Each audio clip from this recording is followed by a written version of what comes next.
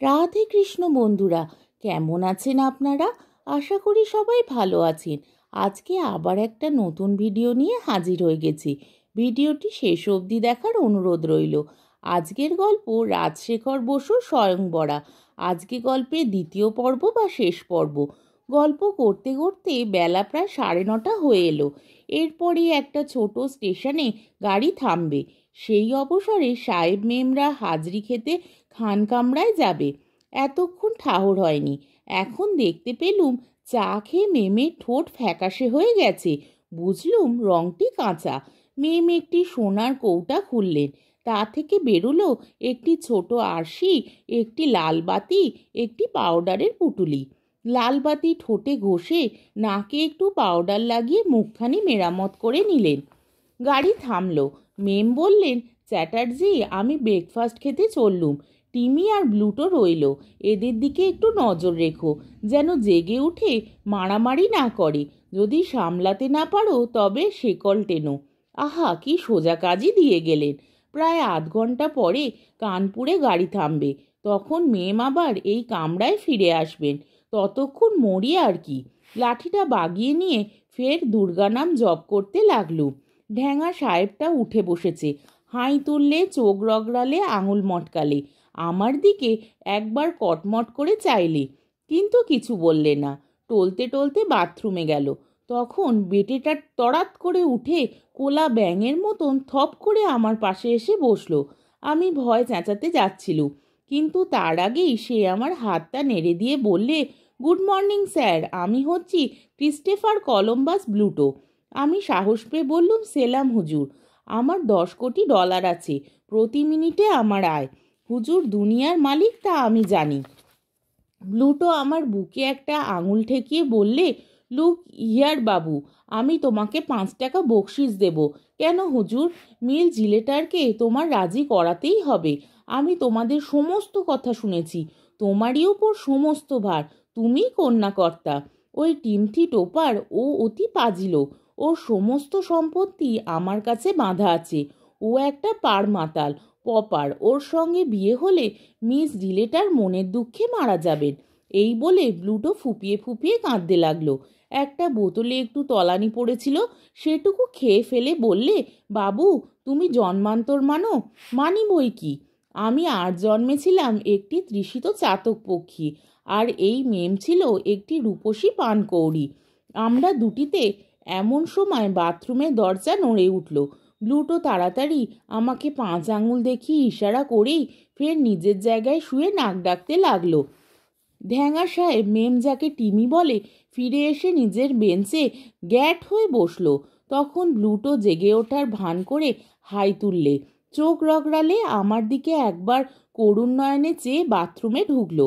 এবার টিমির পালা। ব্লুটো ঘরে যেতেই সে কাছে এসে আমার হাতটা চেপে ধরলে। আমি আগে থাকতেই বললুম, গুড মর্নিং স্যার। টিমি আমার হাতটায় ভীষণ মোচড় দিলে। বললুম, উহ। টিমি বললে, তোমার হাড় গুঁড়ো করে দেব। ভয় ভয় বললুম, ইয়েস স্যার। তোমায় থেতলে জেলি বানাবো। Yes sir. মিস জোন জিলেটারকে আমি বিয়ে করবই। আমি সমস্ত শুনেছি।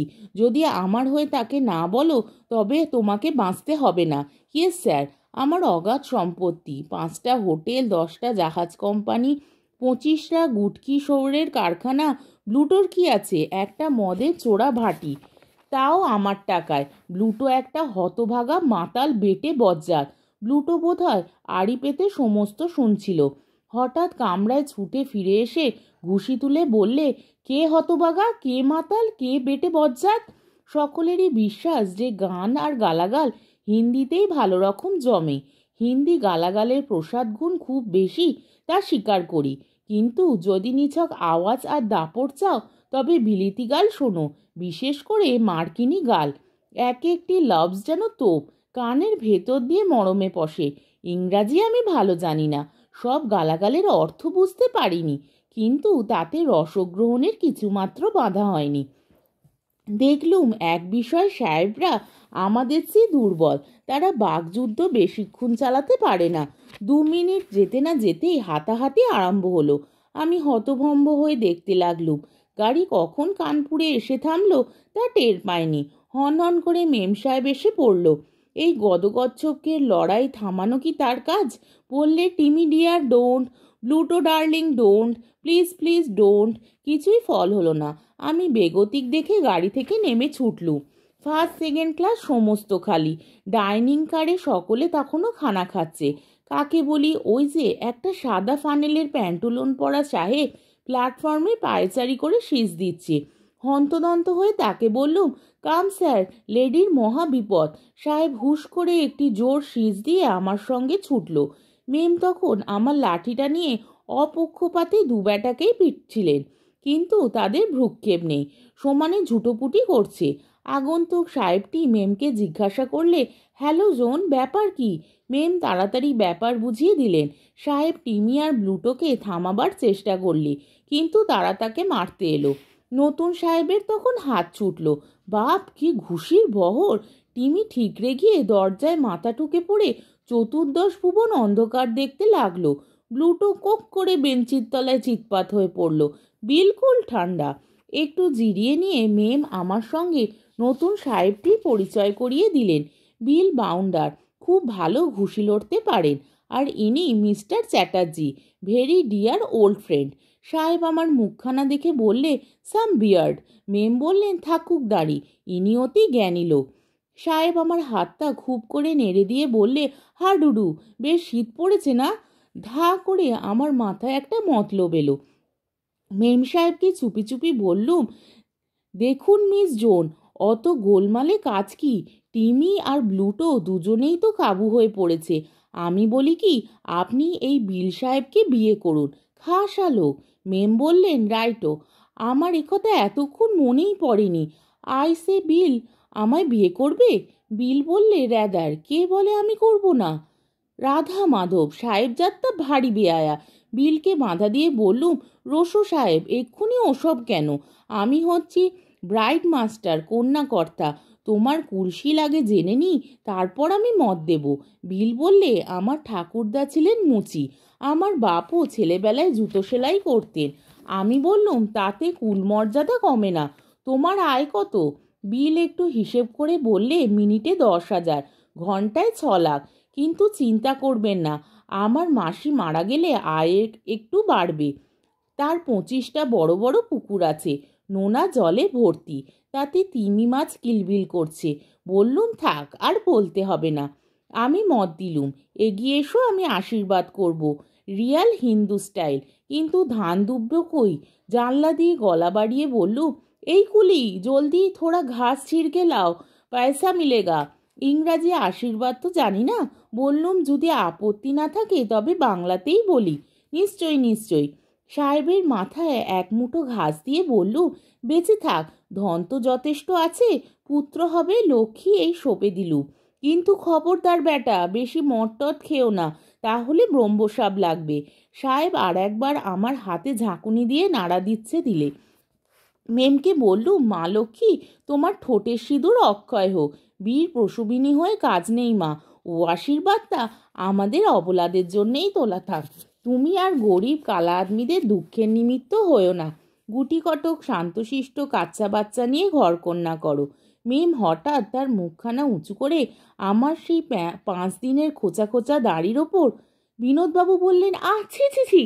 চ্যাটুর্জে মশাই বললেন, দেবী চৌধুরানীতে ওই রকম লিখেছে বটে। আচ্ছা চ্যাটুর্জে মশাই, পাকা লঙ্কার আস্বাদটা কীরকম লাগলো? তাতে ঝাল নেই। আরে ওই হলো ওদের রিয়াজ, ওই রকম করেই ভক্তি শ্রদ্ধা জানায়, তাতে লজ্জা পাবার কি আছে? চ্যাটুর্জে মশাই বলিতে লাগিলেন, তারপর দেখি ঢ্যাঙার বেঁটে মুখ চুন করে নেমে যাচ্ছে, জন 2 কুলি তাদের মালপত্র নামাচ্ছে।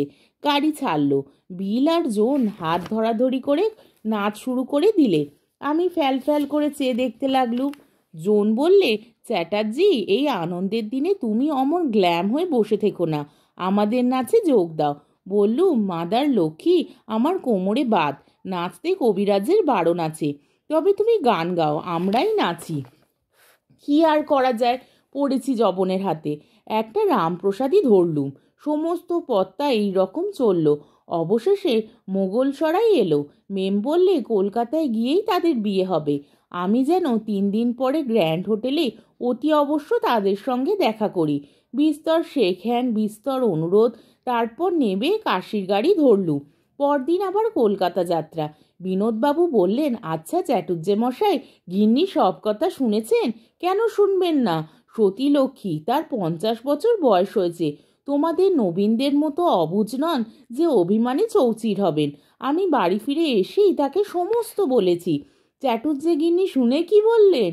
তক্ষুনি একটা উড়ে নাপিত ডেকে বললেন, দে তোরে, বুড়োর মুখখানা আচ্ছা করে চেঁচে ম্লেচ্ছ মাগি উচ্ছিষ্টি করে দিয়েছে। তারপর সেই চুনির আংটিটা কেড়ে নিয়ে গঙ্গা জলে ধুয়ে নিজের আঙুলে পড়লেন। বউ ভাতের ভোজটা কীরকম খেলেন সে দুঃখের কথা আর নাই শুনলে। গ্র্যান্ড হোটেলে গিয়ে জানলো মোরা কেউ নেই। একটা খানসামা বললে বিয়ের পরদিনই বেটি পালিয়েছে, সাহেব তাকে খুঁজতে গেছে। আজকের গল্পটি এখানেই শেষ হলো। আমার ভিডিওটি যদি আপনাদের ভালো লেগে থাকে তাহলে আমাকে কমেন্টের মাধ্যমে আপনাদের মূল্যবান মতামত অবশ্যই জানাবেন এবং আমার ভিডিওটিকে লাইক ও শেয়ার করার ও আমার চ্যানেলটিকে সাবস্ক্রাইব করারও অনুরোধ রইল। তাহলে আজকের ভিডিওটা এই অবধি। পরের দিন আবার অন্য কোনো গল্প নিয়ে হাজির হয়ে যাব। ততক্ষণ পর্যন্ত আপনারা সবাই ভালো থাকবেন, সুস্থ থাকবেন, সাবধানে থাকবেন এবং আমার ভিডিওটি দেখতে থাকবেন। তাহলে আজকে আসি। রাধে কৃষ্ণ।